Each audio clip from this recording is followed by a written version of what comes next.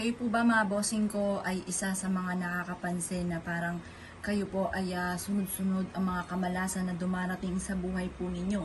Na kayo ay masipag pero lagi na lamang walang pera, or kung magkakaroon ng pera may darating na kagastusan. Ako po mga bossing ko ay may share sa inyo na mainam na subukan nyo po itong gawin. Or kaya kung masama ang inyo pong panlasa, gawin nyo po ito at makakatulong po ito upang sa ganon masolusyonan ang problema ninyo. Bagamat kayo po mga bossing ko ay pumunta na ng doktor pero parang lagi pong masama ang pakiramdam po ninyo, masama ang panlasa. Nako mga bossing ko, huwag ka na magpatumpik-tumpik pa. Makakatulong po ito upang sa ganon gumaling na kayo kung ano man po yung inyo pong karamdaman. Kasi ito pong ating pong itlog, spiritual healing po ating gagawin. Ito po mga bossing ko ay humihigop ng mga negatibong enerhiya.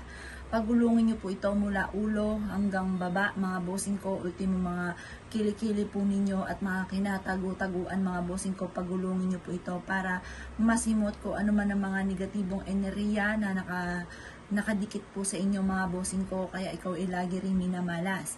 Ngayon pa mga bossing, subukan nyo po itong gawin. Humanda ka ng isang malinis na tubig. Ang gagamitin po natin ay clear. Pagkatapos ay isang itlog. Yan mga bossing. Kahit yung native na itlog, pwede po yan. Ngayon pa mga bossing ko, pagugulungin po natin mula ulo hanggang baba mga bossing ko sa ating ulo. At sasabihin po natin, sinasama na natin lahat ang mga kamalasan at huwag na muling babalik pa mga bossing. Ultimo, sa inyo po mga palad ay pagugulungin po natin at talampakan mga bossing. Lahat po yan mga bossing ko ay papasadahan po natin mga bossing ko para mawala ko ano man ang mga kamalasan na pinagdadaanan. Basta i-wish nyo po mga bossing ko ang lahat ng nais ninyo. Iganto nyo rin po mga bossing ko yung init ng ating palad ay higupin na kung ano man ang mga negatibong enerhiya na nagdudulot ng kamalasan sa atin. Ganon ang mga pag-wish na walang gamit na sana, direct to the point mga bossing. Pagtapos na po kayo mag-wish mga bossing ko, ultimong talampakan ninyo at alak-alakan mga bossing. Yung po ipasasadahan ninyo ha mga bossing. At pagkatapos, ito po ay babasagin natin mga bossing ko para nahigop na kasi niya yung mga negatibong enerhiya para mahuli natin at huwag na muling bumalik pa sa inyo mga bossing. Ito po mga bossing ko, pagmasdan nyo pong magaling at ito po ay napakaraming mga nakalutang mga bossing. Kapag ito ay maraming mga nakalutang, nako mga bossing ko, positive yan, maraming mga negatibong enerhiya. Yan po yung mga negative energy na maaaring kumapit po sa inyo kaya kayo po ay laging minamalas. Yan po yung mga negatibong enerhiya na maaaring ito ng dahilan kaya parang masama ang inyong panlasa na hindi nyo mawari. Wala naman na-detect ang doktor at pero magpapacheck up kayo mga bossing ko, hindi lang ganito ha. Kailangan ma-check po natin. Kapag po yan na na-check na tapos parang wala naman po nakitang ano sa inyo na karamdaman ninyo, aba ay subukan nyo po ito mga bossing ko dahil maaaring mahigop ng negatibong enerhiya mga bossing.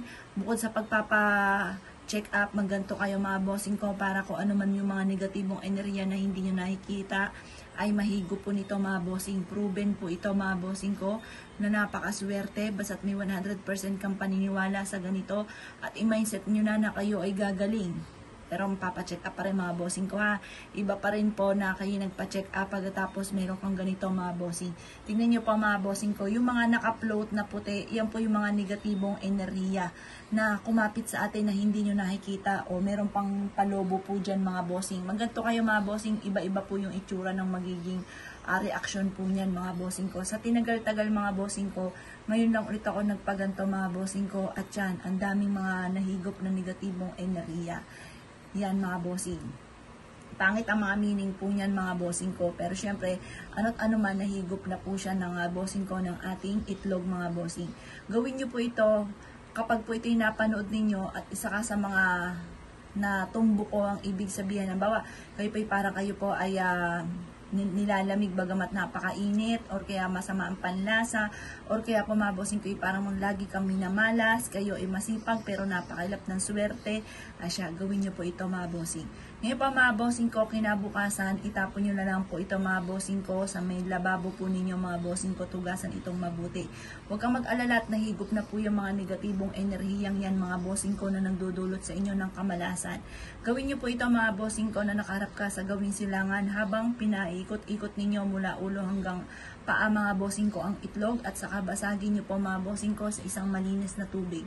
Ito pa mga bossing ko ay isa sa mga subok na napakaswerte basta't may 100% kang paniniwala sa mga gantong mga pamamaraan. Kaya kung kinaniniwala at naisyo po itong gawin nyo na po ito at huwag ka nang magtiis pa sa karamdaman ninyo mga bossing ko dahil ito ay isa sa mga subok na napaka-epektibo. Kaya kung ikay gagawa ng gantong mga pamamaraan asya mga bossing, good luck po sa inyo po lahat.